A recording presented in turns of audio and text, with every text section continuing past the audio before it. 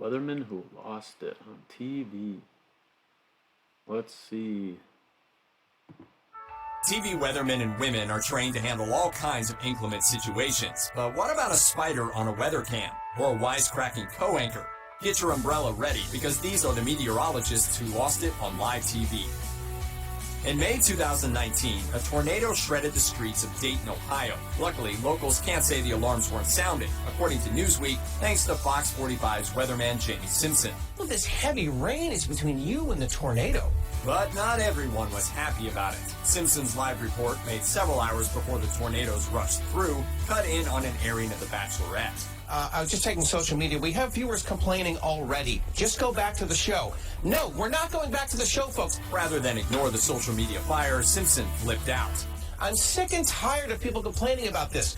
Our job here is to keep people safe, and that is what we're going to do. He added, some of you complain that this is all about my ego. Stop. Okay, just stop right now. It's not. The tornado ended up claiming one life, destroying a large part of central Ohio and injuring 12, according to Today. When Simpson's clip went viral, Dayton locals praised him for his dedication. Back in 2005, CNN weather reporter Chad Myers was explaining the situation surrounding Hurricane Katrina. But when anchor Carol Costello kept asking him to speak in words the average viewer could understand, Myers hulked out. Lower Chad, pressure, but Chad, Camille... Chad, let me talk, Carol. Translate that for us. Evidently, Myers didn't like the situation. Well, if you would let me talk... By the end, Myers... These two are gonna scrap after this is over. Smiled and claimed that he was just having fun, but it sure didn't look like it. All right. Thank you, Chad. All right. Just having fun with it this morning. To be fair, The Week points out that this footage was filmed and broadcast at 4:30 a.m., and that's one heck of an hour to keep it together on camera. A lot of people find the mere sight of a spider too much to bear, including Global News meteorologist Christy Gordon, who freaked out on live TV when a giant arachnid was projected right over her head. Oh my gosh, that! Honestly, though, that's gotta be super scary. Because, you're just paying attention to what you're doing, and then a giant spider shows up. It was creepy! As you can imagine, her coworkers erupted in hysterical delight. Come on! No, I hate it! I can't stand it! Although she was clearly a good sport, it took her a moment to shake off the heebie-jeebies. Okay. Oh my gosh. Okay. Seriously? I'm so sorry. Back when everybody was bonding over the miserable 2018 cold snap, Grand Rapids meteorologist Gary Frank was clearly tired of everyone complaining, according to the Detroit News. After reporting day in and day out on Antarctic-style conditions, Frank finally snapped. You can already tell this guy's not having it. Well, because you guys are dragging me down. You guys keep... Well, every time I get done with the 7-day, you guys are like, oh, gosh. He continued, every time. Doesn't matter what time I come on. 4:30, 5:30, 6:30, and then you expect me to be chipper for 5 straight hours. To be honest, that does sound like a horrible gig. Here's a 60. I don't know if that's good enough for you guys. Get excited. Maybe I'll disappoint you with the 7-day here in a few minutes. CNN reported on WITI-TV's Angelica Doria, who got stuck standing in a Milwaukee snowstorm for an entire morning, reporting on weather that clearly wasn't going to improve. But as the lunch hour finally approached, Doria's good spirits melted away, and she... Props to these people whose job is just to stand out there, like, for a very long time and do this. Finally lit up the screen. I have been here since, 3:30 this morning. I'm exhausted. I've run out of things to say. It is snowing, and it sucks here. Not surprisingly, everyone back in the studio applauded. Angelica, welcome to Real Milwaukee! Australian weather reporter Steve Jacobs once met a curious pelican named Marnie while reporting from the zoo. Brushes the south of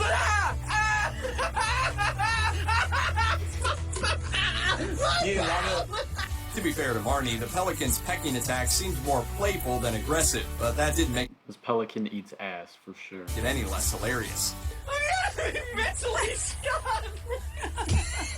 Even Jacobs couldn't stop laughing. I gotta sit down. Woo! When animals attack, there's a beauty never expected. My butt taken off my pelican. In 2017, Fox 2 weather reporter Derek Kevra got so infuriated by people who didn't properly clean the snow off their cars that he filmed an entire sequence explaining how to do it. Night, this must be a really hard concept for people to understand. Kevra proceeded to sarcastically demonstrate how to use a snow brush and ice scraper. You're going to begin with a generic left to right swipe. Then, a couple inches below that, you'll swipe back.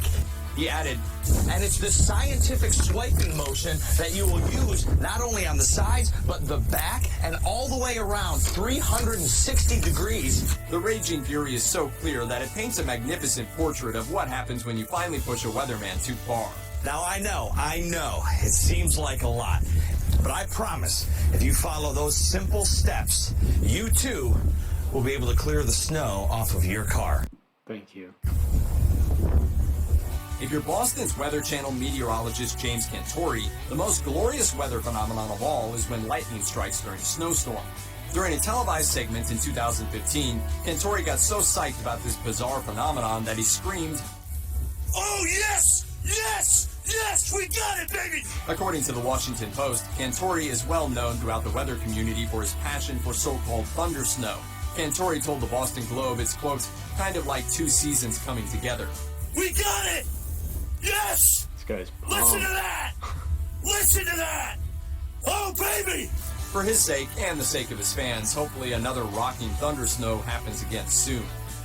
Back in 2010, according to the BBC, weatherman Thomas Schaffernacker got caught in a rather awkward snafu when cameras switched over a second too fast, revealing him brandishing a prominent middle finger. I can provide all the detail you could possibly want. I've just seen Thomas Schaffernacker preparing for it, so I'm not entirely...